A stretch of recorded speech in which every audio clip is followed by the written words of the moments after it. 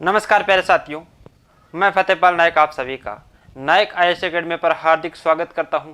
तो साथियों, जो आने वाली भर्ती है उनके लिए आप जनरल साइंस से रिलेटेड है जो भी सवाल आपके बनते हैं उनके बारे में हम जो कि विस्तार पूर्वक जानकारी प्राप्त करेंगे। तो आइए आप देखिए, सबसे पहले आज का आपका क्वेश्चन रहेगा कि गर्म करने से विस्तारण होता है, यानी गर्म करने से किसी वस्तु का विस्तारण यानी फैलना किस कारण से होता है। तो गर्म करने पर फैलता है केवल ठोस पदार्थों में होता है। भाई केवल ठोस पदार्थों को गर्म करने से यह विस्तार रूप धारण कर लेती है, ठीक है। या फिर पदार्थ का भार बढ़ा देता है, या फिर पदार्थ का घनत्व घटा देता है, या फिर सभी द्रवों और ठोस पदार्थों में समान दर से होता है। तो यहां से आप देखिए सभी द्रवों पर क्या होता है। तो देखिए केवल ठोस पदार्थों में होता है, कोई जरूरी नहीं है कि ओनली ठोस पदार्थों में हो, ठीक है। कोई फिक्स नहीं है कि ओनली ठोस पदार्थ में हो, ठीक है। द्रव में भी होता है, क्यों गर्म करने पर द्रव में होता है, गैस में होता है, ये सभी जगह होता है। तो ये आप ऐसा नहीं कह सकते कि ओनली ठोस के अंदर ही होता है। यहाँ पर पदार्थ का भार बढ़ा देता है, तो गर्म करने पर ऐसा कहीं पर नहीं लिखा गया है कि गर्म करने पर पदार्थ का भार घट जाता है, ठीक है। तो ये भी आपका ऑप्शन क्या हो जाएगा, गलत हो जाएगा। इसके बाद में अगले चले, पदार्थ का घनत्व घटा देता है। ये आपका बिल्कुल यहां से करेक्ट आंसर यही बनता है कि गर्म करने पर पदार्थ का घनत्व है जो कि घट जाता है, ठीक है। घनत्व घट जाता है और इसका आयतन है जो कि बढ़ जाता है, आयतन है जो कि बढ़ जाता है। अब बोलिए आयतन क्यों बढ़ता है। भाई आयतन और घनत्व दोनों एक दूसरे के क्या होते हैं, व्युत्क्रमानुपाती होते हैं। व्युत्क्रमानुपाती का मतलब होता है ये एक दूसरे के अपोजिट होता है, ठीक है। जब आपका घनत्व प्लस होता है तो आयतन आपका क्या होता है, माइनस होता है, ठीक है। और जब घनत्व माइनस होता है तो आयतन क्या होता है, प्लस होता है। घनत्व जब घटता है तो आपका आयतन बढ़ता है और आयतन घटता है तो घनत्व बढ़ता है। ये एक दूसरे के क्या होते हैं, अपोजिट चलते हैं, ठीक है। यहां पर आप कभी भी आपका आए कि किसी पदार्थ का जो कि घनत्व घट जाने पर उसका आयतन जो कि बढ़ेगा, ठीक है। यहां पर देखो पदार्थ का घनत्व घटा देता है गर्म करने से, तो जितना डिग्री किसी वस्तु को गर्म करने पर इसका घनत्व है जो कि हमेशा याद रखिए घटता है। जैसे आप मान लीजिए किसी समुद्र के अंदर उसके जल के अंदर आप मान सकते हैं कि व्यक्ति तैर रहा है। भाई कोई जल है जिसको आप नॉर्मल 10 डिग्री के ऊपर आपने, अगर उसका टेम्परेचर 10 डिग्री है और 10 डिग्री पर आप आसानी से तैर रहे हो, और उसी समुद्री जल को अगर 100 डिग्री टेम्परेचर के ऊपर गर्म कर दिया जाता है तो व्यक्ति तैर सकता है, नहीं तैर सकता है। कारण क्योंकि पानी को गर्म करने से उसका घनत्व घट जाता है, और घनत्व घट जाने के बाद में इसमें तैरना असंभव नहीं है, संभव नहीं है, ठीक है। तो व्यक्ति उसमें क्या होगा, डूबेगा, ठीक है, उसमें डूबेगा। इसी कारण अगर किसी समुद्र में तैरना नदी की अपेक्षा आसान क्यों होता है। इस समुद्र में तैरना नदी की अपेक्षा आसान क्यों होता है, कारण नदी की अपेक्षा समुद्र का जो कि जल का घनत्व क्या होता है, अधिक होता है, और अधिक घनत्व के कारण डूबना असंभव और तैरना संभव होता है, ठीक है। तो ये सब कारण क्या होंगे, घनत्व के कारण है, ठीक है। तो ये आज का करेक्ट आंसर आपका हो जाएगा ऑप्शन नंबर सी हो जाएगा, ठीक है। तो अगला क्वेश्चन देखिए, गर्मियों में सफेद कपड़े पहनना ज्यादा आरामदेही है, ठीक है। भाई गर्मियों में आप सफेद कपड़े ज्यादा पहनते हो, ठीक है। तो उसका कारण क्या है, उसका कुछ न कुछ कारण है, तभी तो आपने यूज किया होगा, अन्यथा तो कोई नहीं पहनता है। हाँ, वो किसी कारण से अगर उसका यूज होता है तो बिल्कुल गर्मियों में ज्यादा क्या है, आपका कौन सा कपड़ा यूज होता है, आपके सफेद कपड़ा। तो उसके पीछे कोई ना कोई रीजन है, इसलिए उसका उपयोग करते हैं। क्योंकि अगर बात आती है क्योंकि, ठीक है, वे अपने ऊपर पड़ने वाली सारी उष्मा को परावर्तित कर देते हैं, वे शरीर से स्थानांतरित होने वाली सारी उष्मा को विकिरण कर देते हैं, वे पसीनों को सोख लेता है, या वे आंखों को शीतलता प्रदान करता है। ठीक है, यहां पर आपको देखने में कौन सा उचित लग रहा है? चलिए यहां से आप देखिए कि सबसे पहला पॉइंट पढ़िए, वे अपने ऊपर पड़ने वाली सारी उष्मा को क्या कर देते हैं? परावर्तित कर देते हैं। जैसे मान लीजिए यह आपका सफेद कपड़ा है, यह आपका क्या है? सफेद कपड़ा है, और यहां पर देखो आपका सूर्य का प्रकाश। ठीक है, यह आपका क्या हो जाएगा? सूर्य का प्रकाश। और गर्मियों के दिनों में आपका क्या होता है? सूर्य का प्रकाश जैसे ही सफेद कपड़े के ऊपर पड़ता है, और सफेद कपड़े का हमेशा ये सूर्य की किरणें हो जाएगी। ठीक है, और जैसे ही हमारे शरीर के ऊपर पड़ेगी, और हमने अगर सफेद कपड़ा पहन रखा है, अगर व्हाइट कपड़े का आपने प्रयोग कर रखा है, तो ये किरणें क्या हो गई? अपने आप हमारे शरीर के अंदर न जाकर वापिस परावर्तित हो जाएगी। ठीक है, हमारे शरीर को ज्यादा नुकसान नहीं करेगी। वही जिससे आपको एग्जाम्पल के तौर पर मैं बता देता हूं, अगर इसी सफेद की जगह आप ब्लैक कपड़े का यूज करो, कौन से का? ब्लैक कपड़े का यूज करो, और फिर यही सूर्य की किरणें यहां पर आएगी, और ब्लैक कपड़े का मतलब सफेद में तो क्या होती है? सफेद अवशोषक नहीं होता है। ठीक है, वह अवशोषित नहीं, वापिस परावर्तित कर देता है। क्या कर देता है? परावर्तित का मतलब अपने ऊपर जो भी किरणें टकरी और टकरा जाने के बाद में वापिस से उसी दिशा में भेज देते हैं, यानी आप शरीर को कोई प्रकार की समस्या नहीं होती है। वही अगर क्या करते हो? ब्लैक कलर का आपने कपड़ा पहन रखा होगा। ठीक है, तो ब्लैक कलर का अगर कपड़ा है, तो जैसे ही सूर्य की किरणें ब्लैक कपड़ों के अंदर आएगी, वह क्या कर लेगा? अवशोषित कर लेगा। सूर्य की किरणों को ब्लैक कलर का कपड़ा है जो कि अपने अंदर ही अवशोषित कर लेगा, और अवशोषित कर लेने का मतलब सूर्य के किरणों को अपने अंदर तो समा लेगा और वापिस नहीं जाने देगा। तो मान लीजिए अगर गर्मियों के दिनों में कितनी गर्मी की जो सूर्य की किरणें कितनी तेजी से आती है, और वह जैसे आएगी तो अपने शरीर को क्या है? उतने डिग्री टेम्परेचर से, गर्मियों से ज्यादा परेशानी होती। ठीक है, उस परेशानी होने की वजह से है जो कि हमें क्या करते हैं, अगर जिसको जानकारी है इसके बारे में, वह कभी गर्मियों के अंदर ब्लैक कपड़ा नहीं पहनता।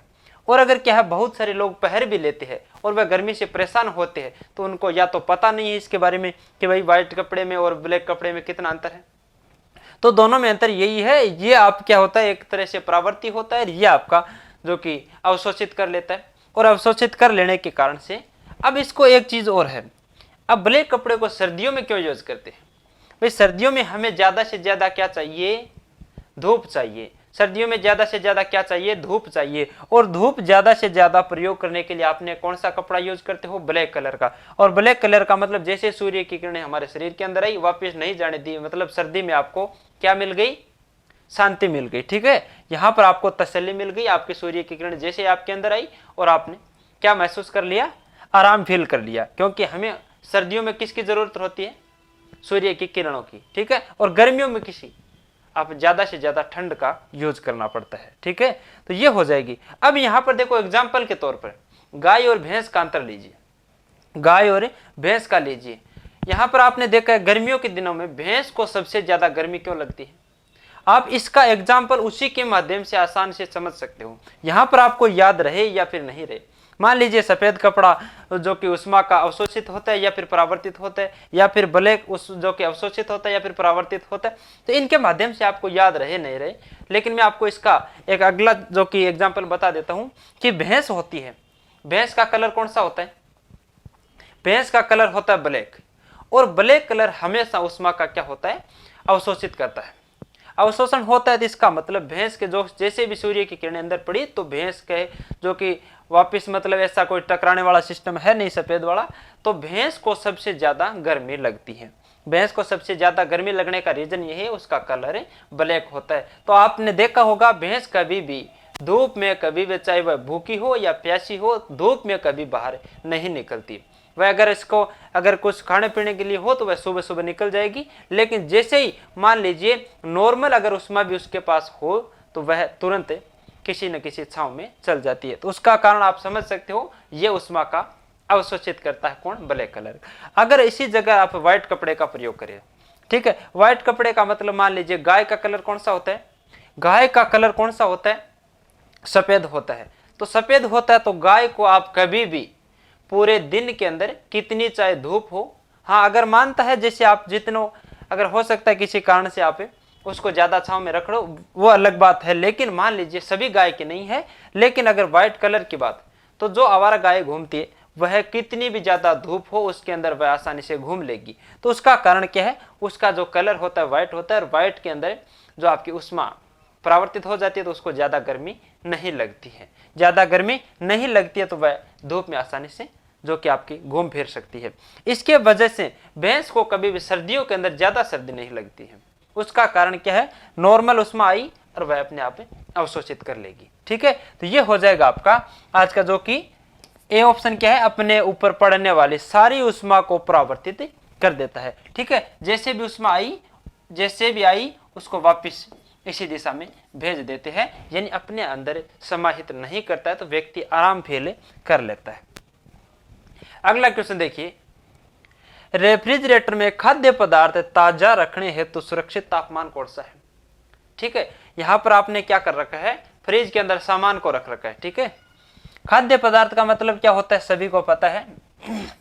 खाद्य पदार्थ का मतलब होता है खाने योग्य, खाने योग्य पदार्थ। खाने योग्य पदार्थ के अंदर इसका फ्रूट है, जो भी खाने से संबंधित जो भी सामग्री है उसको खाद्य पदार्थ के अंदर रखते हैं। एक होता है पेय पदार्थ, पेय पदार्थ तो उसके बारे में आपको पता है, जो पीने योग्य, पीने योग्य जो भी भाग है पदार्थ है उसको किस में शामिल करेंगे? पेय पदार्थ में। तो आप हमेशा याद रखिए, खाद्य पदार्थ और पेय पदार्थ दोनों में आप आसानी से जो कि कंफ्यूज है, अंतर है, उनको सबसे पहले समझ लीजिए, क्योंकि ये आपके रीजनिंग के अंदर भी काम आता है। ठीक है, रीजनिंग के अंदर भी काम आता है और आपके जीके के अंदर तो आता ही है, और साइंस के अंदर भी आपके लिए काम आ जाएगा। तो ये ऐसा जो भी शब्द आता है, ठीक है, इस प्रकार का कोई भी रिलेटेड जो कि आपका जो कि शब्द है वह आपके 2-3 सब्जेक्ट के अंदर होता है, तो उसको सबसे पहले आप नोट करिए। ठीक है, नोट करने का रीजन यही है। ये देखो खाद्य पदार्थ, अब ये बहुत सारों को ये पता नहीं, हालांकि जैसे 99 को तो पता है कि खाद्य पदार्थ किसको कहते हैं, तो अब कईयों को पता नहीं है। रेफ्रिजरेटर के अंदर खाद्य पदार्थ, तो वे सोच रहे होंगे ये कोई गैस है, इस गैस को अगर फ्रिज में कैसे सुरक्षित रख सकते हैं, तो इसके बारे में सोचेंगे। तो आप सोच सकते हैं खाद्य पदार्थ का मतलब जो भी खाने योग्य सामग्री है उसको आप फ्रिज में सुरक्षित कैसे रखते। ताजा का मतलब सेपरेट, जैसे अगर मार्केट से लाए थे उसी प्रकार हम 2 दिन 3 दिन रखते हैं, तो उसको कितने डिग्री टेम्परेचर के ऊपर आप ताजा रख सकते हो? आप ज्यादा क्या करोगे? 0 डिग्री, 8 डिग्री, 10 डिग्री, 4 डिग्री, यानी कौन से पे रखो, यानी बहुत सारा टेम्परेचर तो ऐसा होता है। आपको ताजा का मतलब इसमें न तो ज्यादा बर्फ जमण है, यानी आपने बहुत सारे क्या कर रखा होगा कि फ्रिज के अंदर इसका टेम्परेचर ज्यादा कर देते हो। ठीक है, तो वह वैसे सड़ जाएगी, खराब हो जाएगी। अगर टेम्परेचर ज्यादा कम कर देते हो तो इसका मतलब उसके अंदर बर्फ जम जाएगी, बर्फ जम जाएगी तो वैसे भी कोई काम का नहीं रहेगा। तो इसका मतलब इसका मिनिमम यानी फिक्स मान है 4 डिग्री सेंटीग्रेड है। किसका? 4 डिग्री सेंटीग्रेड पर, 4 डिग्री सेंटीग्रेड पर नॉर्मल हमारा जो कि घरेलू फ्रिज के अंदर सामान को सुरक्षित रख सकते हो, तो 4 डिग्री पर न तो ज्यादा कम है और न ज्यादा अधिक है, तो इसके ऊपर आप सेपरेट रख सकते हो। किसको? हमारे जो भी घरेलू सामग्री को। ठीक है, चलिए अगला देखिए, निम्नलिखित अवस्थाओं में से किसमें गीले कपड़े सबसे जल्दी सूख जाते हैं? किसमें जल्दी सूख जाते हैं? तो इसका जल्दी सूखने का रीजन आप देखिए, 100% आर्द्रता होनी चाहिए या फिर 60 डिग्री टेम्परेचर होना चाहिए, 100% आर्द्रता होनी चाहिए या फिर 20 डिग्री टेम्परेचर होना चाहिए। यहां पर देखो 20% आर्द्रता और 20% आपकी तापक्रम होना चाहिए, या फिर 20% आपका आर्द्रता या फिर 60% आपके तापक्रम होना चाहिए। तो इन सभी के अंदर आप सेलेक्ट करो कि कौन से के अंदर आपका कपड़ा है जो कि सबसे जल्दी सूख जाएगा।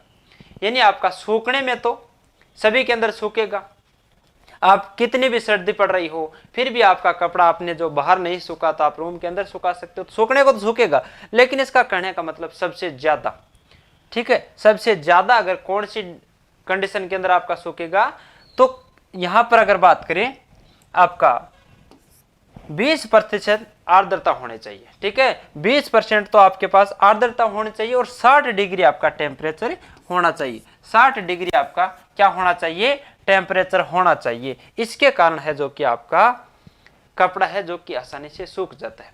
कपड़े सूखने की प्रक्रिया, कपड़े सूखने की प्रक्रिया है जो कि सूर्य के प्रकाश की किरणों से गीले कपड़ों में मौजूद जल को वाष्पीकृत कर देते हैं, ठीक है। सूर्य की किरण है जो कि आपके गीले कपड़े हैं, उनके अंदर जो जल होता है, उपस्थित जल होता है, इसको क्या कर देंगे, वाष्पीकृत कर देंगे। तो यह प्रक्रिया क्या कहलाएगी, वाष्पीकरण की प्रक्रिया, ठीक है। और सूख जाते हैं, यानी वर्षा ऋतु में आपके कपड़े देरी से क्यों सूखते हैं आपको पता है, वर्षा ऋतु में, यानी आपने गर्मियों के दिनों में आपने कपड़ा सुखाया, जैसे 1-1.5 घंटा हुआ और आप कपड़ा सूख जाता है, ठीक है। तो उसका रीजन यही है कि आपकी जो कि उसके अंदर जल था, कपड़ों के अंदर जल था, उसको सूर्य की किरणों द्वारा तुरंत वाष्पीकृत कर लिया गया है, और वाष्पीकृत कर लेने के बावजूद कपड़ा है जो कि घंटे 1.5 घंटे या फिर 2 घंटे के अंदर सूख जाता है। लेकिन आपने देखा है वर्षा ऋतु में, वर्षा ऋतु के अंदर बहुत सारा इलाका तो इस प्रकार का है कि उसके अंदर आपका 2 दिन तक कपड़ा नहीं सूखता, 2 दिन तक कपड़ा नहीं सूखता। उसका रीजन क्या है कि वर्षा ऋतु में हमारे वातावरण में नमी की मात्रा बढ़ जाती है। क्या होता है वर्षा ऋतु में,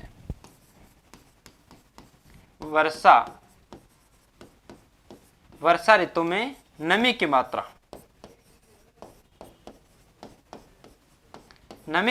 बढ़ जाती है, ठीक है, नमी की मात्रा अत्यधिक हो जाती है। अत्यधिक का मतलब जैसे ये आर्द्रता आपकी कितनी दिख रही है, 20% दिख रही है, 20% की जगह आपकी 100% हो जाती है। तो फिर आपका 100% होने के बाद में आपका इतना देख, मान लीजिए यहाँ पर 100% हो जाएगा, ठीक है, 100% हो जाएगा, और आपने वर्षा ऋतु में टेम्परेचर देखा होगा कितना हो सकता है, यानी आपका 100 डिग्री तो हो नहीं सकता, ठीक है।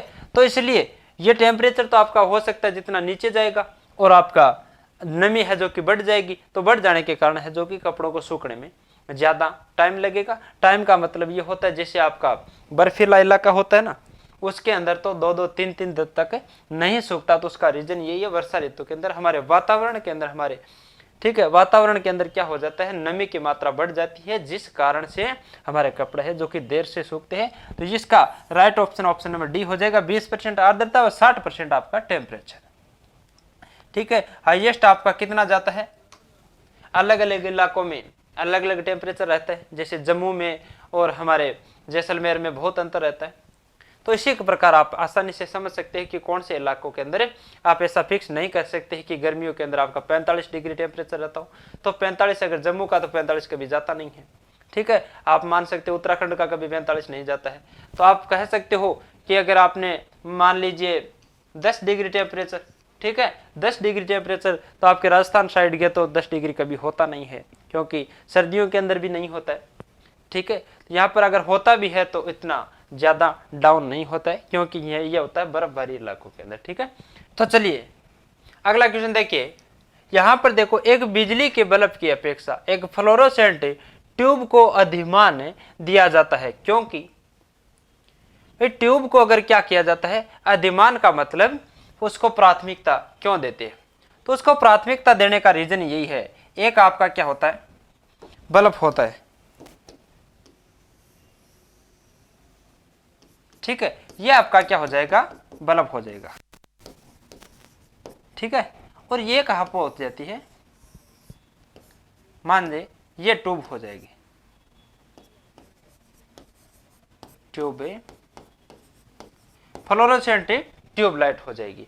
अगर बात करते हैं कि इसमें और इसमें दोनों में अंतर क्या है, भाई दोनों में अंतर यही है कि बल्ब के अंदर और इसके अंदर ऐसा कोई रीजन जिसके कारण आप क्या है इसको प्राथमिकता दे रहे हो, इसको जो कि कम यूज कर रहे हो, तो इसका रीजन यही है, इसमें प्रकाश प्रसारित विकिरण करने हेतु अधिक बाह्य सतह होती है, ऐसा कोई विशेष रीजन नहीं है, ठीक है, ऐसा कोई विशेष रीजन नहीं है।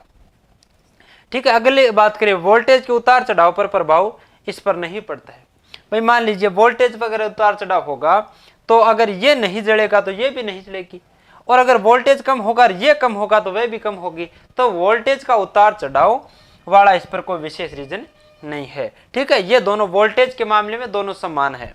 ठीक है, भाई वोल्टेज उतार चढ़ाव वाला भी इसके अंदर कोई विशेष मामला रीजन नहीं है। ट्यूब में इलेक्ट्रिकल ऊर्जा लगभग पूर्ण रूप से प्रकाशित होती है। भाई इलेक्ट्रिक रूप से पूर्ण का मान लीजिए जैसे आपके पास 100% है जो कि आपकी विद्युत है। ठीक है, इसमें विद्युत धारा प्रवाहित की, और मान लीजिए 100% आपने किसमें, प्रकाश में 100% है जो कि आपने प्रकाश के अंदर ट्रांसफर कर दी। तो ऐसा तो इसके अंदर कोई रीजन नहीं है, क्योंकि मान लीजिए 100% की 100% ऐसा दे सके, ऐसी कोई दक्षता नहीं दे सकते, यानी फ्लोरोसेंट ट्यूब भी आपको नहीं दे सकती है। तो इसका विशेष रीजन क्या है, तो ये भी इसका कोई विशेष रीजन नहीं होगा। ठीक है, तो यहां पर देखो तीनों ऑप्शन आपके डिलीट हो गए। तो इसका कारण क्या है, फ्लोरोसेंट ट्यूब है जो बिजली के बल्ब की अपेक्षा विद्युत ऊर्जा को प्रकाश ऊर्जा में अधिक मात्रा में रूपांतरण करती है। ठीक है, अधिक मात्रा में रूपांतरण करती है। जैसे मान लीजिए बल्ब है, ये मान लीजिए 100% विद्युत है, विद्युत है जो कि 100% आप दोगे, इसमें से आपको प्रकाश में कितना देगा, 100 वाट का बल्ब है, 100 वाट का बल्ब है जो कि बिजली मान लीजिए विद्युत धारा का कितना परसेंट प्रकाश में देगा, 5%। ठीक है, 100 वाट का बल्ब, 100 वाट का बल्ब है जो कि 5%, कितना परसेंट, 5% है जो कि आपका प्रकाश ऊर्जा में देगा। ठीक है, अगर इसी बात करें प्रवेश कर देता है, परंतु फ्लोरोसेंट ट्यूब है, इसको अगर जितनी आपने विद्युत धारा दोगे,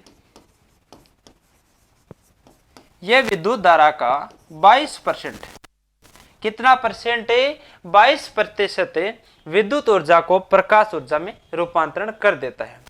तो इसका रीजन आपको अच्छी तरीके से समझ गया होगा कि ये अगर मान लीजिए 100% विद्युत धारा लेकर 5% आपको क्या दे रहा है, 5% आपको क्या दे रहा है, आपको प्रकाश ऊर्जा दे रहा है। और अगर वही क्या है, ट्यूबलाइट है, आपकी फ्लोरोसेंट ट्यूब है जो कि 100% विद्युत धारा लेकर, विद्युत ऊर्जा लेकर आपको 22% आपको क्या दे रही है, प्रकाश ऊर्जा दे रही है। तो दोनों में ज्यादा कौन दे रहा है, दोनों में ज्यादा कौन दे रहा है, आपका फ्लोरोसेंट ट्यूब। तो जो ज्यादा देगा, भाई जो ज्यादा देता है उसका आप ज्यादा उपयोग करते हो। जैसे आपने क्या होता है कि आपके बहुत सारी बाइक वगैरह है, ये माइलेज कम देती है, एवरेज कम देती है। तो मान लीजिए एक तो आपकी 60 का एवरेज देती है, एक आपके 20 का एवरेज देती है। एक 20 से 1 लीटर में 20 किलोमीटर निकालती है, और एक किलोमीटर में 60 किलोमीटर निकालती है। हाँ ठीक है, वह फैसिलिटी की अलग बात है, लेकिन जो आपका माइलेज को देखेगा, एवरेज को देखेगा, वह कौन से को लोगे, 60 वाले को। ठीक है, एक आपका 20 को देगी, एक आपकी 60 का देगी। ठीक है, प्रति किलोमीटर। ठीक है, प्रति लीटर 20 किलोमीटर, ये प्रति लीटर 60 किलोमीटर निकालती है। तो आप कौन से को चूज करोगे, 60 वाले को। कौन से को, 60 वाले को। तो इसी प्रकार से आप 5% वाले को या फिर 22%, तो आप 22% वाले को ज्यादा महत्व देंगे, क्योंकि ये आपको विद्युत ऊर्जा को जो कि प्रकाश ऊर्जा में रूपांतरण करता है। एक होता है ऊर्जा संरक्षण का नियम। ऊर्जा संरक्षण का नियम आप सभी ने पढ़ा होगा। तो ऊर्जा संरक्षण का नियम क्या कहता है, आगे जैसे जैसे क्वेश्चन में आएंगे तो आप विस्तार पूर्वक इसको पढ़ भी लेंगे। लेकिन अगर इसी के अंदर एक छोटा सा क्वेश्चन छुपा रखा है, तो उसके बारे में हम जो कि आसानी से जानकारी देख सकते हैं कि इन दोनों के अंदर आपका एक छोटा सा क्वेश्चन है, जो अगर हो सकता है आगे आपके वो आए उससे पहले आप यहीं पर इसके बारे में चर्चा कर ले, जिससे कि आगे आपको आने पर थोड़ा आसानी हो जाएगा। तो मैं बात कर देता हूं, आपका एक ऊर्जा संरक्षण का नियम होता है। ऊर्जा संरक्षण का नियम क्या कहता है कि हम ऊर्जा को न तो उत्पन्न कर सकते और न ही आप नष्ट कर सकते। ठीक है, ऊर्जा को न तो आप उत्पन्न कर सकते और न ही आप ऊर्जा को नष्ट कर सकते हैं। तो ये हमेशा याद रखिए कि ऊर्जा संरक्षण का नियम या तो ऊपर हेडिंग में आ जाएगा, या क्वेश्चन ऐसा पूछ लेगा कि ऊर्जा को न तो हम उत्पन्न कर सकते और न ही हमें नष्ट कर सकते, और नीचे ऑप्शन में आ जाएगा आपका ये किसका नियम है, संवेग संरक्षण का या ऊर्जा संरक्षण का, या फिर आपका जो फ्लेमिंग का बाएं हाथ नियम, या फिर फ्लेमिंग का दाएं हाथ नियम, या फिर आपका फेराडे का विद्युत चुंबकीय नियम, यहां पर आपको बहुत सारे दे देगा। तो अगर ऊर्जा का न तो उत्पन्न कर सकते हैं या और न ही उसको नष्ट कर सकती है, ये आपका किसके अंदर होगा, ऊर्जा संरक्षण के नियम के अंदर। ठीक है, ऊर्जा संरक्षण के नियम के अंदर ये आपका मामला होगा। अगर क्या होता है, ऑप्शन चेंज हो जाता है, कई बार क्वेश्चन में ऐसे दे देते हैं कि ऊर्जा संरक्षण का नियम कहलाता है। ठीक है, ये क्वेश्चन बनता है आपका ऊर्जा संरक्षण का नियम किस पर लागू होता है। अब नीचे ऑप्शन के अंदर ये दे देगा कि ऊर्जा को हम प्राप्त कर सकते हैं लेकिन नष्ट नहीं कर सकते, ऊर्जा को हम प्राप्त कर सकते हैं नष्ट नहीं कर सकते, ये ऑप्शन आपका गलत हो जाएगा। एक में हो जाएगा कि ऊर्जा को हम प्राप्त नहीं कर सकते ओनली नष्ट कर सकते हैं, तो ये भी आपका गलत हो जाएगा। तीसरा ऑप्शन है कि ऊर्जा को हम प्राप्त भी कर सकते हैं और नष्ट भी कर सकते हैं, तो ये भी आपका गलत हो जाएगा। तो आप चौथे ऑप्शन पे जाओगे तो वहां पर आपको मिलेगा न तो ऊर्जा को प्राप्त कर सकते और न ही उसको नष्ट कर सकते। ठीक है, ये 4 नंबर ऑप्शन आपका राइट मान जाएगा। ठीक है, न तो ऊर्जा को आपने कभी प्राप्त करके देखा और न ही उसको नष्ट करा। ठीक है, लेकिन ऊर्जा को एक रूप से दूसरे रूप में रूपांतरण जरूर करते हो। ठीक है, ऊर्जा को एक रूप से दूसरे रूप में रूपांतरण करते हो तो उसका क्या है, माध्यम होता है। भाई किसी न किसी का एक दो माध्यम तो जरूर होता है, इन बीच में जो व्यक्ति होता है उसका माध्यम होता है। ठीक है, यानी किसी को किसी में कन्वर्ट करना, बीच के अंदर माध्यम जरूर होता है। ठीक है, जैसे कंप्यूटर में मान लो आपने इनपुट देते हो, इनपुट आपने कीबोर्ड से दिया या स्कैनर से दिया या फिर माउस से, किसी से इनपुट से क्या दिया आपने, जो इनपुट यूनिट हो इसके द्वारा प्रोग्राम को किसके अंदर दिया। भाई मान लीजिए लैपटॉप है आपका, सीपीयू है, सीपीयू के अंदर है जो कि आपने फाइल ट्रांसफर कर दी और फाइल के अंदर आपका क्या हुआ, प्रोसेस हुआ, प्रोसेस होकर आपने क्या दे दिया, जो कि आउटपुट के रूप में आपने रिजल्ट दे दिया। तो मान लीजिए किसी आपने प्रिंट दिया, वह प्रिंट है जो कि आपका प्रिंटर में निकल गया, तो प्रिंटर आपका आउटपुट युक्ति हो जाएगी। तो इनपुट और आउटपुट दोनों के बीच में आपका जो माध्यम होता है, दोनों का इनपुट को आउटपुट में रूपांतरण करना, बीच के अंदर माध्यम किसका होता है, सीपीयू का। ठीक है, तो इस सीपीयू की जगह यहां पर कोई ना कोई माध्यम तो जरूर होता है। ठीक है, आपका माध्यम होता है तो वह कौन कौन सा हो सकते हैं। ऊर्जा का एक रूप से दूसरे रूपांतरण करना आपका बहुत सारे माध्यम हो सकते हैं। वह सब माध्यम आप जब आपकी ऊर्जा संरक्षण का नियम पढ़ेंगे तब आपको आसानी से बता दिया जाएगा। लेकिन यहां पर देख लीजिए, आपका बल्ब है, ट्यूबलाइट है, जनरेटर है, विद्युत मोटर है, वह आपकी मोमबत्ती है, या फिर यहां पर आप किसी प्रकार से मान सकते हैं आपका जनरेटर है, डायनेमो है, ये सब यानी इनके बारे में हम बात करेंगे कि कौन सी है जो ऊर्जा को कौन सी ऊर्जा में रूपांतरण करता है, कौन सा माध्यम कौन सी ऊर्जा में, सबका अलग अलग रिजल्ट होता है, सबका क्या होता है, अलग अलग रिजल्ट होता है। जिस प्रकार बल्ब है, बल्ब एक माध्यम है किसका, ऊर्जा रूपांतरण का। ठीक है, ये कौन सी ऊर्जा को कौन सी ऊर्जा में रूपांतरण करता है। यहां से आप देखिए, बल्ब को आप कौन सी ऊर्जा देते हो, विद्युत ऊर्जा। कौन सी देते हो, विद्युत ऊर्जा। भाई बल्ब में हमेशा विद्युत ऊर्जा सप्लाई में लगाते हो तो विद्युत ऊर्जा उसको प्राप्त होती है, तभी तो ये जलता है। अगर विद्युत ऊर्जा तो प्राप्त हो गई, यानी इनपुट में इसको क्या दे दिया, विद्युत ऊर्जा दे दी, आउटपुट में इसमें क्या प्राप्त हो गई, प्रकाश ऊर्जा। क्या प्राप्त हो गई, प्रकाश ऊर्जा। अब एक चीज और मानिए, आप यहां पर नहीं छोड़िए कि बल्ब ओनली विद्युत ऊर्जा को प्रकाश ऊर्जा में रूपांतरण करता है। आपने मान लीजिए इसमें कुछ % ऊष्मा भी उत्पन्न होती है। आप कभी भी बल्ब को लगाकर तुरंत, जो कि 2 मिनट बाद में भी आप उतारने जाओगे ना, तो ये आपको गर्म हुआ मिलेगा। तो गर्म हुआ मिलेगा, इसका रीजन है प्रकाश के साथ में ऊष्मा भी देता है, प्रकाश के साथ में कुछ % ये ऊष्मा भी देता है। क्या देता है, ऊष्मा भी देता है। ठीक है, यहां पर देखो, विद्युत ऊर्जा को प्रकाश व ऊष्मा दोनों ऊर्जा में रूपांतरण कौन करता है, आपका बल्ब करता है।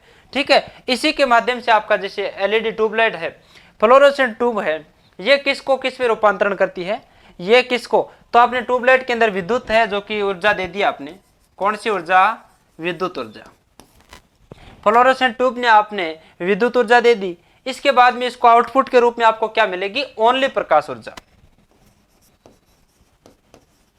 ओनली आपकी प्रकाश ऊर्जा मिलेगी, क्योंकि इसके अंदर कभी ऊष्मा उत्पन्न नहीं होती है। ओनली जो कि प्रकाश ऊर्जा आप कभी भी क्या करें, पूरी रात भर जला के आप उसको आसानी से उतार सकते हो। अगर ये ऊष्मा देती है तो ये कभी भी उतार नहीं सकते। तो आपने देखा वो एलईडी बल्ब वगैरह है या फिर फ्लोरोसेंट ट्यूब वगैरह कभी भी गर्म नहीं होता है। तो ये जो कि आपका ऊष्मा नहीं देता, ऊष्मा कौन देता है, बल्ब देता है।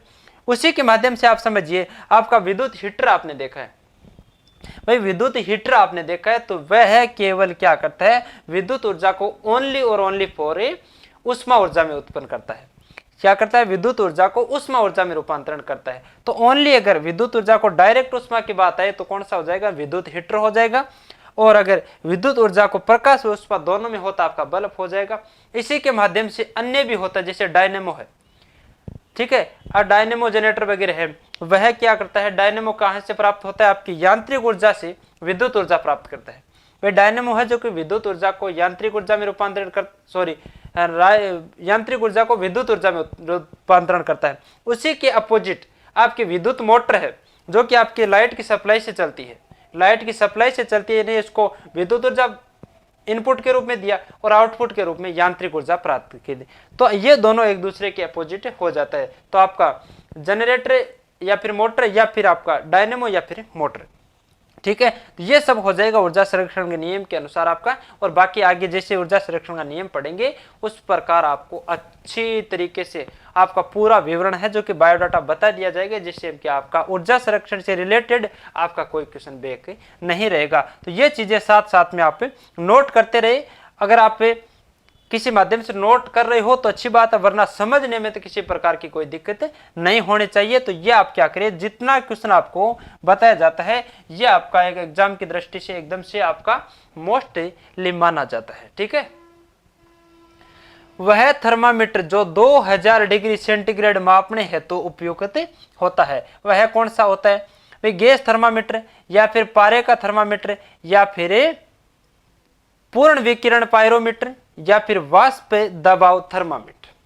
यानी इसके अंदर कौन सा होता है भाई, गैस होता है या फिर पारे का थर्मामीटर या फिर वाष्प का दबाव का थर्मामीटर या फिर पूर्ण विकिरण पायरोमीटर। यहां पर आपको एक छोटा सा देखने में लग रहा होगा, ये आपका थर्मामीटर है, ये थर्मामीटर है, ठीक है। और यहां पर आपको क्या दिख रहा है, क्या दिख रहा है, पायरोमीटर दिख रहा है। यहां पर देखिए थर्मामीटर और पायरोमीटर के अंदर, दोनों के अंदर थोड़ा बहुत डिफरेंस जरूर होता है। दोनों के अंदर किसी न किसी अगर कोई कारण से अगर अंतर जरूर है, तभी तो दोनों के बारे में अलग अलग। तो ये आप विशेषता पढ़े। सबसे पहले बात करेंगे थर्मामीटर का, ठीक है। थर्मामीटर का जो की बात करेंगे तो थर्मामीटर क्या काम आता है, तापमान को, तापमान मापता है। कौन मापता है, थर्मामीटर तापमान मापता है। तो पायरोमीटर क्या मापता है भाई, थर्मामीटर अगर तापमान मापता है तो आपका पायरोमीटर क्या मापता है, तो पायरोमीटर भी आपका तापमान मापता है। क्या मापता है, तापमान।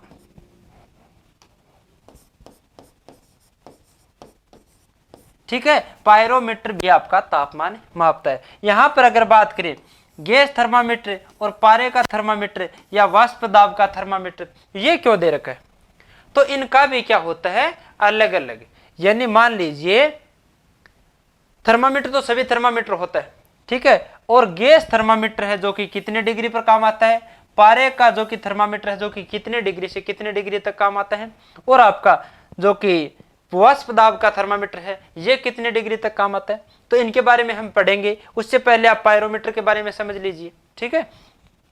तो आपके गैस थर्मामीटर है या फिर पारे का थर्मामीटर है या फिर वाष्प दाब का थर्मामीटर है, ये तीनों थर्मामीटर है। मान लीजिए थर्मामीटर तो आपका तापमान मापने की इकाई है, ठीक है। ये आपका यंत्र है, इसके द्वारा तापमान मापा जाता है, ठीक है। कितने डिग्री तक, तो थर्मामीटर नाम से ही आप पता लगाए कि 1500 डिग्री सेंटीग्रेड तक का तापमान, तक का तापमान किससे मापते हैं, थर्मामीटर से। किसे मापते हैं, थर्मामीटर से। और जैसे ही आपने 1500 डिग्री से आगे का तापमान, 1500 डिग्री से आगे के टेम्परेचर को आप किससे मापोगे, पायरोमीटर से। किसे मापेंगे हमें, पायरोमीटर से। पायरोमीटर से क्यों मापते हो, तो पायरोमीटर से इसलिए मापते हैं जैसे अब मान लीजिए जब आप बोलेंगे कि 1500 डिग्री से ऊपर भी कोई टेम्परेचर होता है, बिल्कुल होता है। 1500 डिग्री से आगे 2000 तक का होता है आपका जैसे सूर्य का तापमान वगैरह, है ना। तो सूर्य के टेम्परेचर वगैरह है जो कि 1500 डिग्री से ऊपर होता है, और इनको कौन मापता है? पायरोमीटर। तो आपका उच्च तापमान मापने के लिए, ठीक है। यहां पर देखो थर्मामीटर के आगे तो हो जाएगा तापमान मापने की। अगर बात करें उच्च तापमान जहां तक नहीं आया गया हो, क्वेश्चन में आपको ऐसा पूछ ले कि टेम्परेचर मापने की जो कि आपका यंत्र कौन सा हो, तो आपको थर्मामीटर लिख सकते हो, ठीक है। थर्मामीटर लिख सकते हो। अगर क्या होता है, थर्मामीटर की जगह बहुत सारे ऑप्शन के अंदर तापमापी भी आ सकता है, तो थर्मामीटर और तापमापी एक ही चीज है। थर्मामीटर और तापमापी ओनली एक ही चीज है, तो दोनों में ज्यादा डिफरेंस, ज्यादा नहीं, 1% भी अंतर नहीं, दोनों का हिंदी अंग्रेज नाम है। यहां पर देखियो तापमापी और थर्मामीटर और आपका पायरोमीटर के अंदर अंतर इतना ही है। ये देखो 1500 डिग्री से नीचे का टेम्परेचर तो कौन मापता है? 1500 डिग्री से नीचे या फिर 1500 डिग्री तक का तापमान थर्मामीटर मापता है, और 1500 डिग्री से ऊपर, 1500 डिग्री से ऊपर, 1500 डिग्री से ऊपर का तापमान, ऊपर का तापमान कौन मापता है? पायरोमीटर। जैसे सूर्य का तापमान। तो यहां से अगर बात करें कि अगर आप कह सकते हो कि 1500 डिग्री से ऊपर टेम्परेचर तो आपका माप सकते हैं, लेकिन इसको लेकर सूर्य के पास में कौन जाएगा?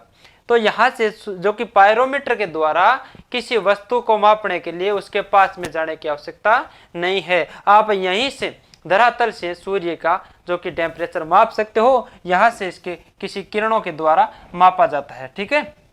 तो यहां से जो कि बहुत दूरी से भी इसका मापन किया जा सकता है। तो आप नोट करिएगा 1500 डिग्री से नीचे तो आपका थर्मामीटर होता है, 1500 डिग्री से ऊपर आपका मान लीजिए यहां पर आएगा उच्च तापमान, उच्च तापमान, ठीक है। आपका क्या हो जाएगा? उच्च तापमान हो जाएगा। तो उच्च तापमान की बात करें तो पायरोमीटर, और आपका निम्न ताप, निम्न ताप को कौन सा ताप कहेंगे? तो निम्न ताप की बात आती है 0 डिग्री सेंटीग्रेड से 50 डिग्री सेंटीग्रेड तक के तापमान को,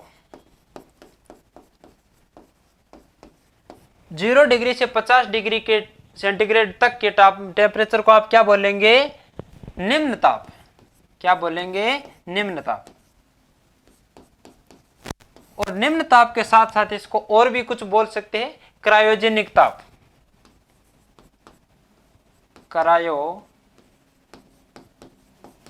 क्रायोजेनिक ताप बोल सकते हैं। इसका उपयोग कहां पर किया जाता है?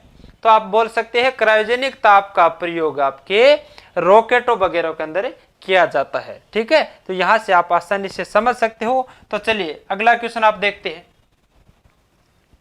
अगला क्वेश्चन देखिए, निम्नलिखित कथनों पर विचार कीजिए। कथन ए है, यदि फ्रिज में बर्फ इकट्ठी होती है तो रेफ्रिजरेटर शीतलन बुरी तरह प्रभावित हो जाएगा। भाई फ्रिज के अंदर आपने देखा है जैसे ऊपर की ओर फ्रीजर लगा होता है, ठीक है। तो फ्रीजर के अंदर है जो कि आपकी बर्फ इकट्ठी हो जाती है। मान लीजिए फ्रीजर पूरा का पूरा बर्फ से भर गया, तो उसका कोई फ्रिज के अंदर कोई इफेक्ट पड़ेगा? भाई कोई प्रभाव पड़ेगा क्या? तो आप देखिए प्रभाव हो जाता है। तो मान लीजिए इसको आप छोड़ दीजिए, बाद में पढ़ेंगे, ठीक है। सबसे पहले इसका ऑप्शन पे देखिए, उसके बाद में देखो ये हो जाएगा आपका कथन ए। उसके बाद में कारण आर पढ़िए, बर्फ एक दुर्बल चालक है। बर्फ एक क्या है? दुर्बल चालक है। तो बर्फ एक उष्मा का चालक है या फिर दुर्बल चालक है? तो बर्फ है दुर्बक उष्मा का दुर्बल चालक है, मान लीजिए तो कुचालक, ठीक है। दुर्बल चालक का मतलब ये हो जाता है कुचालक हो जाता है। तो या तो उसको बर्फ एक दुर्बल चालक मानो या फिर कुचालक। अब आपने पढ़ा होगा कुचालक और चालक के अंदर अंतर पता है? चालक क्या होता है और कुचालक क्या होता है? चालक क्या होता है, कुचालक क्या होता है, इनके बारे में पढ़ेंगे अब बाद में। उससे पहले आप इस क्वेश्चन के बारे में पढ़ लेते हैं। उस क्वेश्चन के बारे में पढ़ लेते हैं तो मैं आपको बता देता हूं कि यदि फ्रिज के अंदर, सबसे पहले तो आप कुचालक का ध्यान दीजिए। दुर्बल चालक का मतलब तो यही होता है, ये आपका कुचालक होता है। कुचालक का मतलब, चालक और कुचालक का दोनों के अंदर अंतर इतना ही है कि आपका चालक के अंदर तो कोई भी, जैसे ऊष्मा है जो आसानी से प्रभावित हो जाती है, ऊष्मा क्या हो जाती है आसानी से, जैसे लोहे की वस्तु है, लोहे की क्या है वस्तु है, इसको यहां से गर्म करो और ये अपने आप क्या है यहां से गर्म हो जाएगी, क्या हो जाएगी गर्म हो जाएगी, ये क्या हो जाएगा ऊष्मा का चालक हो जाएगा, क्या हो जाएगा चालक हो जाएगा। उसी प्रकार आपका बर्फ क्या ऊष्मा की कुचालक होती है। तो कुचालक का मतलब इस पर क्या प्रभाव पड़ेगा, तो ये दोनों देखिए, सबसे पहले आपका ये राइट है या फिर गलत है। यदि फ्रिज में ये कह रहा है सबसे पहले बर्फ एक दुर्बल चालक है, मान लीजिए कुचालक है, ठीक है, तो कुचालक है तो इस पर अंदर क्या प्रभाव पड़ेगा, तो ये बोल रहे यदि फ्रिज में बर्फ इकट्ठी हो जाती है तो रेफ्रिजरेटर में शीतलन बुरी तरह प्रभावित हो जाएगा। तो इसका कारण ये है कि फ्रिज के अंदर, आपकी फ्रीजर के अंदर पूरी तरीके से बर्फ भर गई, तो बर्फ भर गई तो इसका शीतलन, शीतलन बोले तो बर्फ के ठंडा होने पर, यानी फ्रिज का ठंडा होने पर, ठंडा होने पर कोई प्रभाव पड़ेगा, बिल्कुल पड़ेगा। इसका कारण यही है कि बर्फ पूरी तरीके से भर गई है तो ये ऊष्मा को आगे नहीं जाने देगी, आगे नहीं जाने देगी, तो इसका मतलब तो फ्रिज एक बंद की कंडीशन में हो गया। भाई आपका बाकी सामान तो ठंडा नहीं हो सका, ठीक है, ये आपकी बंद की कंडीशन में हो गई, तो ये आपका दोनों के दोनों रिजल्ट क्या है, ये आर भी आपका सही है और बर्फ भी आपका सही है, ठीक है। यहां से आप ऑप्शन पे जाइए, दोनों ए और आर दोनों सही है, और ए का स्पष्टीकरण आर है। स्पष्टीकरण मतलब इतने बड़े पूरी व्याख्या का स्पष्टीकरण किसने किया, या आपके आर ने किया। बर्फ एक दुर्बल चालक है, ठीक है। यहां पर अगर ये नहीं होता, ये नहीं होता तो इस पूरे वाले को कभी भी आप सही नहीं मान सकते हो, ठीक है, सही नहीं मान सकते हो। तो यहां पर देखो ये आपका क्या हो गया, एक तरह से स्पष्टीकरण हो गया, क्या हो गया स्पष्टीकरण हो गया। तो आपका ए ऑप्शन क्या हो जाएगा राइट माना जाएगा, ठीक है। अब चलिए, आपने पूछ रखा था कि कुचालक चालक के अंदर कौन सा अंतर होता है, ठीक है। जैसे आपका चालक और कुचालक के अंतर एक ही होता है, जैसे मान लीजिए आप ऊष्मा का चालक मान लिए या फिर विद्युत धारा का चालक मान लीजिए, तो आप इसका विस्तार पूर्वक चर्चा तो हम करेंगे विद्युत वाले टॉपिक के अंदर। विद्युत वाला चैप्टर पढ़ेंगे तो उसमें आपका चालक, अचालक, कुचालक या फिर अर्धचालक तो आपने पढ़ा होगा। एक होता है कुचालक, एक होता है अर्धचालक, एक होता है चालक। भाई अचालक आपको कभी भी देखने को मिले, अचालक और कुचालक दोनों क्या है सेम ही है, दोनों एक दूसरे के नाम है। तो यहां पर आप दोनों में कंफ्यूज मत होइए, दोनों अगर अचालक आता हो या फिर कुचालक आता हो, दोनों को क्या करिए सेम मानिए, ठीक है। यहां पर आप अचालक मानिए या फिर कुचालक, ठीक है। एक होता है अर्धचालक,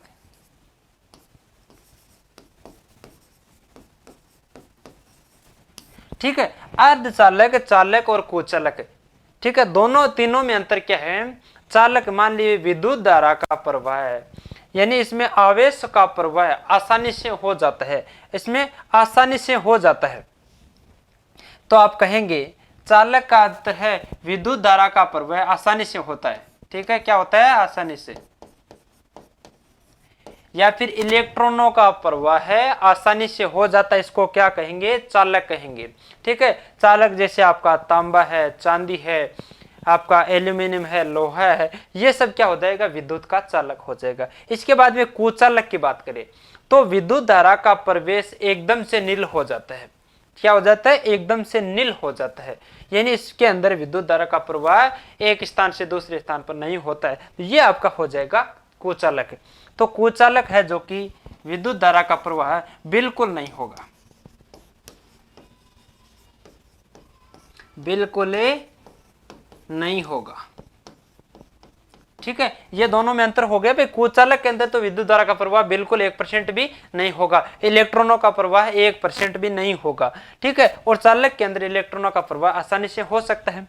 तो कुचालक और चालक के अंदर तो आपने परिभाषा समझ भी लिया होगा। और आपकी अगर कुचालक के अंदर आपकी बात करें तो आपकी लकड़ी है, पीवीसी है, रबड़ है, जो आपके पोर्सिलिन है या फिर चीनी माटी है, ये सब किसके अंदर आता है कुचालक के अंदर।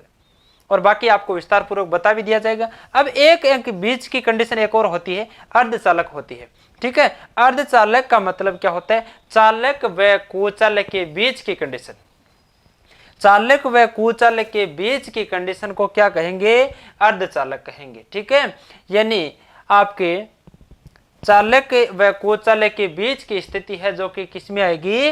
अर्धचालक के अंदर आएगी। ठीक है, यानी इसके अंदर विद्युत धारा का प्रवेश है जो कि हो भी सकता है, और अगर आपकी अर्धचालक की अगर पूर्णतया चालक की भांति होता तो इसको अर्धचालक कौन बोलता, और पूर्णतया कुचालक की भांति होती तो इसको अर्धचालक कौन बोलता? तो इसका मतलब इसमें आवेशों का प्रवाह है जो आपके इलेक्ट्रॉन्स तथा होल्स दोनों के माध्यम से होता है, तो आपका क्या कहलाएगा? अर्धचालक। तो अर्धचालक में दो आपके पदार्थ आते हैं, कौन कौन से? सिलिकॉन और जर्मेनियम। याद रखिए अर्धचालक युक्ति कौन सी है? सिलिकॉन,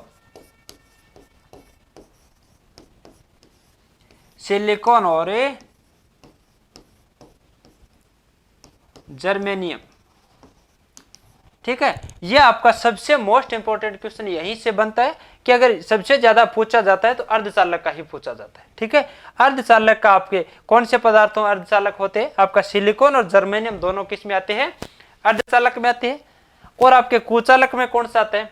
कुचालक में आपका आएगा जिसमें विद्युत धारा प्रवाहित नहीं होती। जैसे मान लीजिए आपके प्लास्टिक है, प्लास्टिक है तो कुचालक आप प्रैक्टिकल भी कर सकते हैं। तो मान लीजिए किसी विद्युत का किसी सप्लाई का वायर खुला पड़ा है, ठीक है, तो इसके अंदर करंट है, तो करंट है मतलब आप किसी भी प्लास्टिक या फिर पीवीसी की कोई भी वस्तु लीजिए और उस तार पर टच करिए। ठीक है, उसके अंदर आप क्या करेंगे? टच करेंगे, और आपके शरीर के अंदर विद्युत धारा प्रभावित नहीं होगी, आपको झटका नहीं लगेगा। तो मान लीजिए ये क्या है? अचालक है। और वहीं पर आप क्या करिए?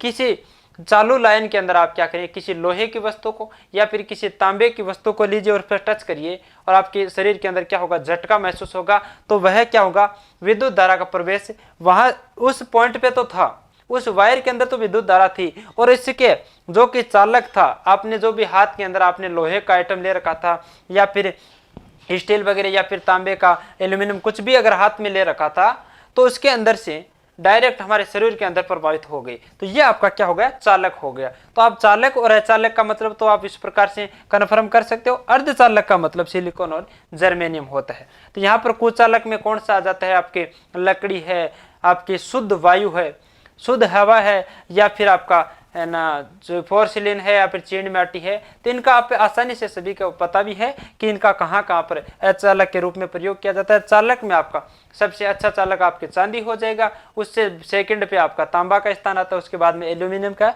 तो इसी प्रकार चालक का मतलब जिसमें आसानी से विद्युत धारा प्रवाहित होती है उसको सबसे ज्यादा अच्छा चालक माना जाता है। तो चांदी का प्रयोग चालकता के मामले में सबसे पहले आता है। ठीक है, तो ये हो जाएगा आपका चालक, अचालक और अर्धचालक। तो इसका यहाँ पर जिक्र आपने गलत कर लिया क्योंकि ये आपके क्वेश्चन से रिलेटेड नहीं था। इसका जब आपने चालक अचालक पढ़ते उस समय आपको पढ़ना चाहिए था। फिर भी चलो, ये आपका अगर इंपॉर्टेंट क्वेश्चन था वहां भी जानकारी हो जाएगी। अगर आपने पहले पढ़ लिया तो ये सबसे अच्छी बात है। तो चलिए, मिट्टी के घड़े में निम्नलिखित में से, मिट्टी के घड़े में निम्नलिखित में से किस क्रिया के कारण जल ठंडा रहता है? तो आपका द्रवण के कारण, या ऊर्ध्वपातन के कारण, या फिर वाष्पीकरण के कारण, या फिर उपरोक्त में से कोई नहीं। तो द्रव्य की खुली सतह से प्रत्येक ताप पर धीरे धीरे द्रव्य का वाष्प में बदलना क्या कहलाता है?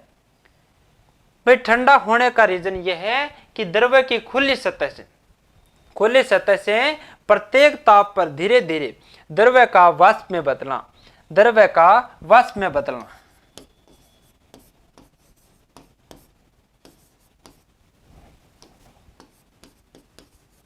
वाष्प में बदलना क्या कहलाता है? वाष्पीकरण। क्या कहलाता है? वाष्पीकरण। ठीक है, और इस वाष्पीकरण के कारण ही द्रव में ऊष्मा की आवश्यकता होती है।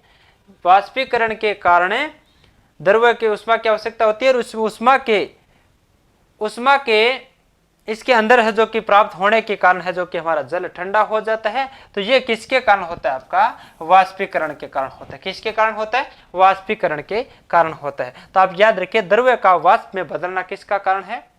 किसका कारण है? वाष्पीकरण का कारण। ठीक है, किसका कारण है, वाष्पीकरण का। तो चलिए, जो आपको इंपॉर्टेंट होगा, सबसे मोस्ट होगा, उसको विस्तार पूर्वक समझाया जाएगा, बाकी आप देख ले। मानव शरीर का सामान्य तापक्रम है 98.4 डिग्री फ़ारेनहाइट है। इसके बराबर अगर सेंटीग्रेड टेम्परेचर की बात करें तो कौन सा होगा भाई, 40 डिग्री 16%, 40.16 डिग्री, या फिर 36.89 डिग्री, या फिर 35.72 डिग्री, या फिर 32.36 डिग्री। तो इन सभी के बारे में आप जानकारी प्राप्त करेंगे कि आपका कौन सा है जो कि मानव शरीर का टेम्परेचर होगा। तो मान लीजिए मानव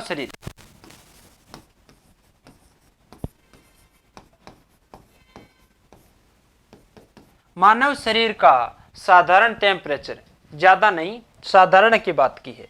तो साधारण की बात करें, यह बोल रहा है तापक्रम फ़ारेनहाइट के अंदर, तो आपने बोल दिया फ़ारेनहाइट का मतलब होता है,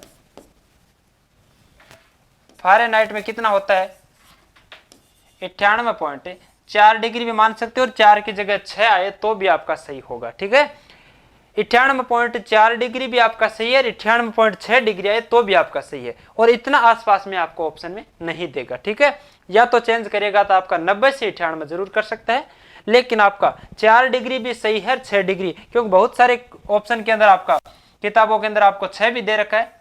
ठीक है, 6 भी दे रखा है, और बहुत सारों के अंदर 4 भी दे रखा है, तो आप 4 को और 6 को दोनों को राइट मान सकते हैं, इतना आपका आसपास में ऑप्शन नहीं देगा। ठीक है, अब इसके बाद में एक चीज और है, अब ये हो जाएगा आपका फ़ारेनहाइट के अंदर, क्या हो जाएगा फ़ारेनहाइट के अंदर।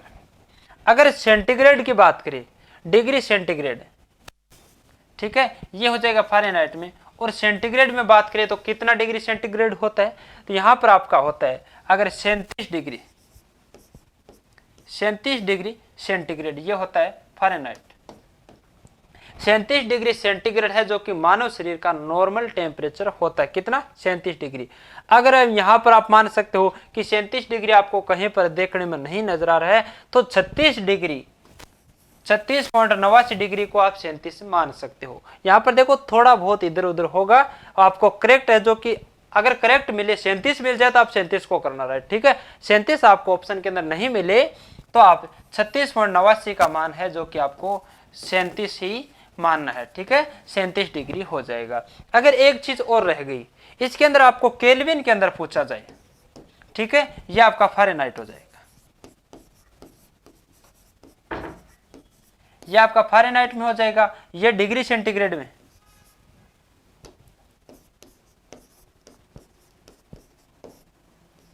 सेल्सियस के अंदर हो जाएगा, यह आपका केल्विन के अंदर,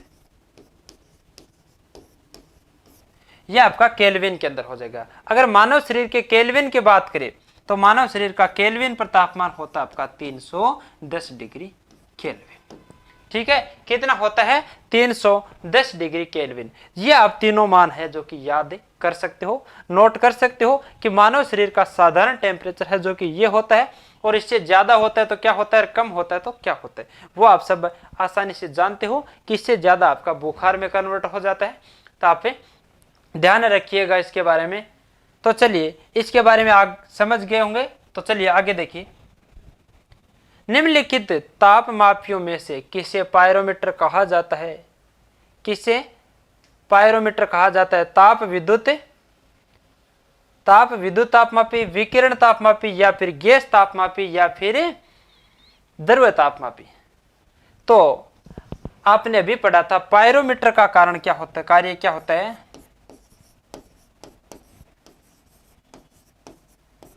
भाई पायरोमीटर का कार्य होता है तापमान मापना।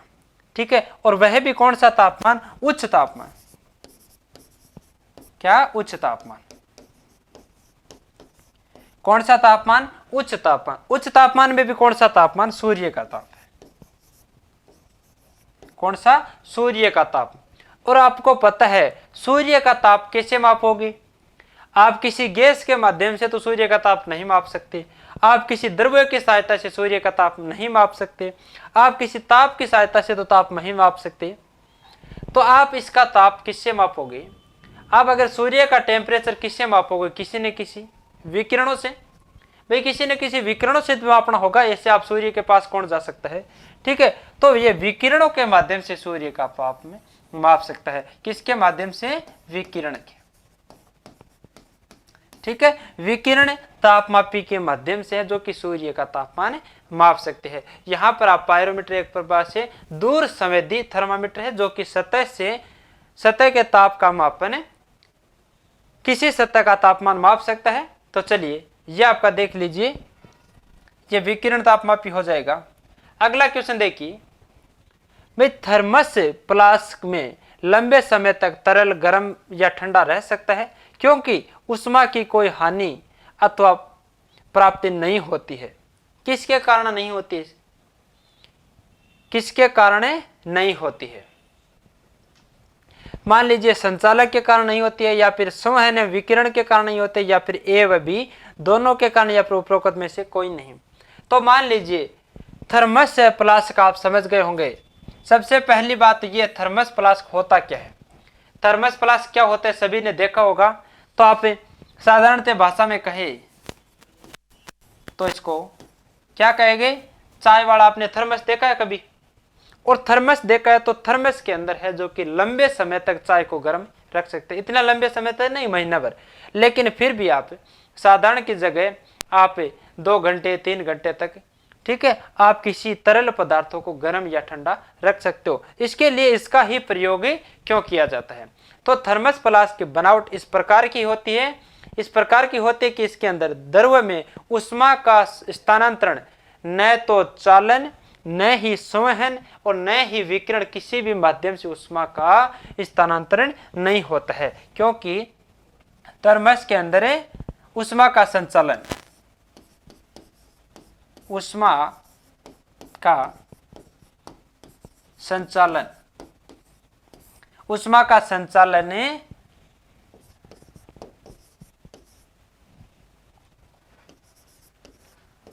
संवहन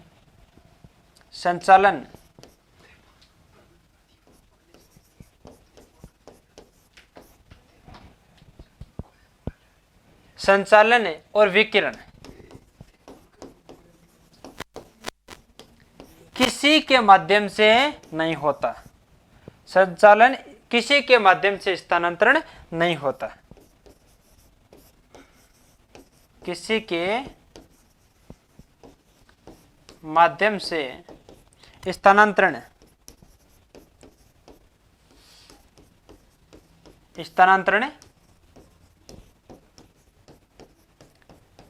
नहीं होता है। ठीक है, इसका कहने का मतलब थर्मस के अंदर इसकी बनावट इस प्रकार से की जाती है कि इसके अंदर से ऊष्मा का संचरण है जो कि किसी भी माध्यम से नहीं होता है। इसका मतलब ये होता है उपरोक्त में से कोई भी नहीं। तो ये आप देख सकते हो। तो चलिए ये आप आसानी से समझ सकते हो किस कारण से ठंडा या गर्म नहीं होता है। तो देखिए, तारे का रंग सूचक है। अगला क्वेश्चन आप देखिए, तारे का रंग सूचक है सूर्य से दूरी का, या फिर ज्योति का, या फिर पृथ्वी से दूरी का, या फिर उसके तापमान का। इसका भी रंग होता है। तो रंग किस कारण से चेंज होता है?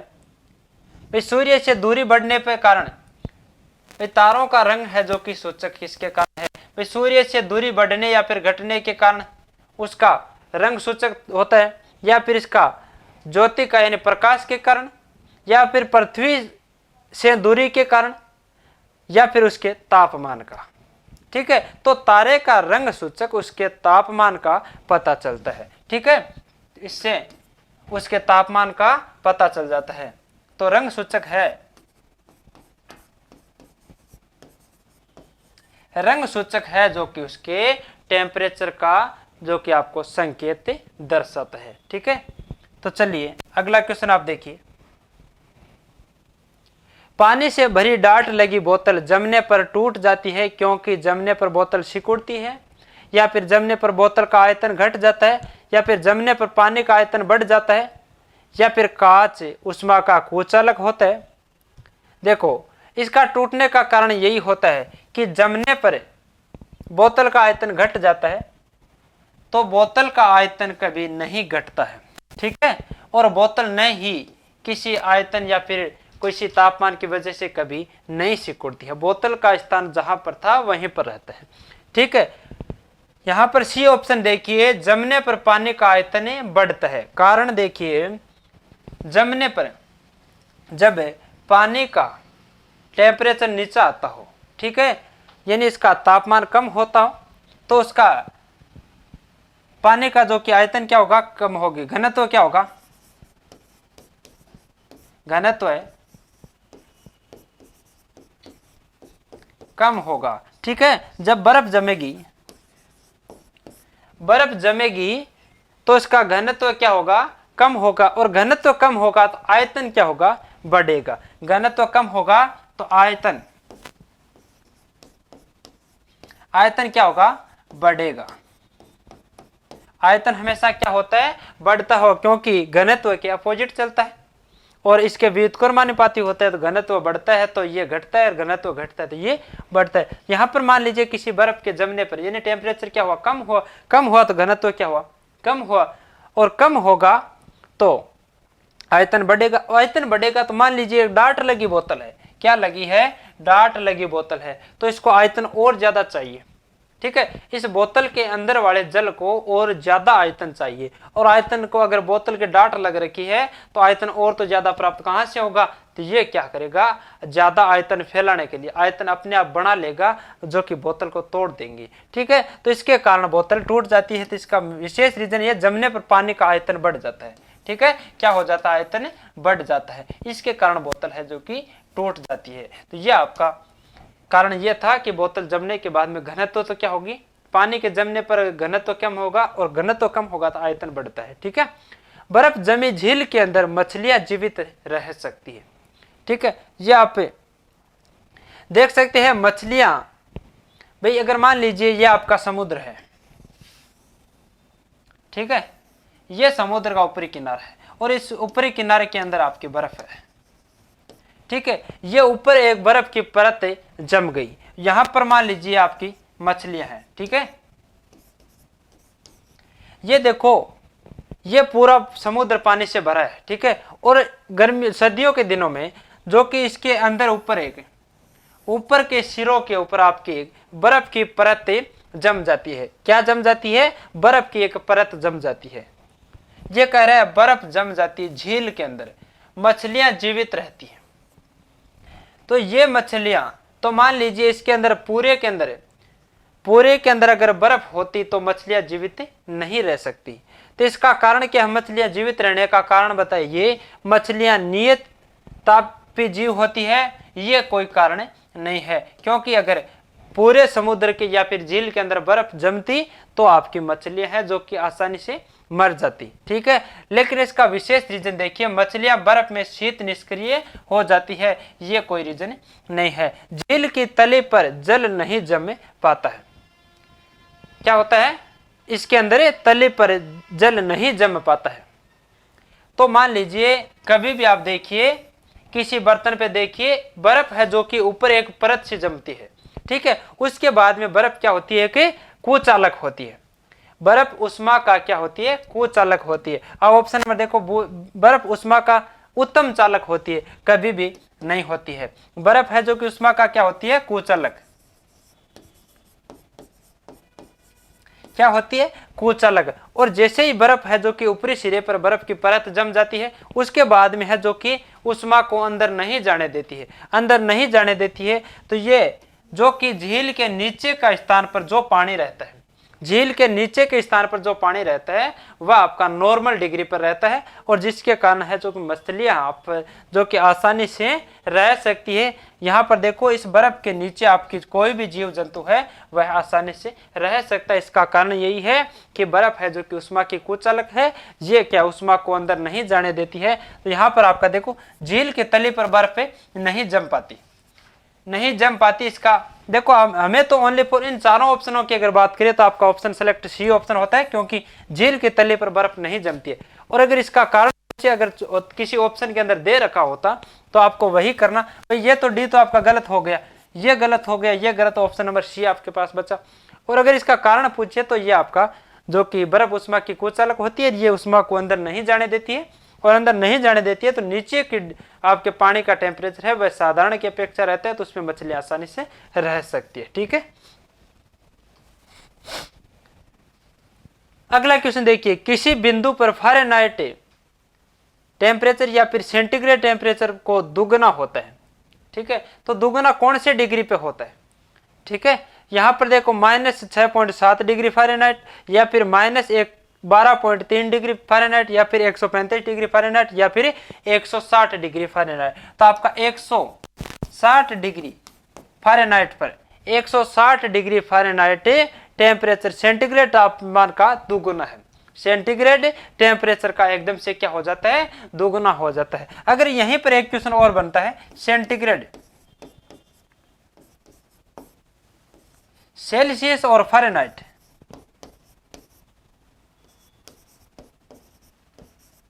फ़ारेनहाइट दोनों सम्मान की कंडीशन में कौन से हो जाता है? सम्मान की कंडीशन में कब हो जाता है? -40 डिग्री। कितना? -40 डिग्री पर दोनों एकदम से सम्मान की स्थिति में हो जाता है। तो ये हो जाता है आज का आपका लास्ट क्वेश्चन। इसके बाद में बाकी हम पढ़ेंगे अगली क्लास में। जय हिंद, जय भारत।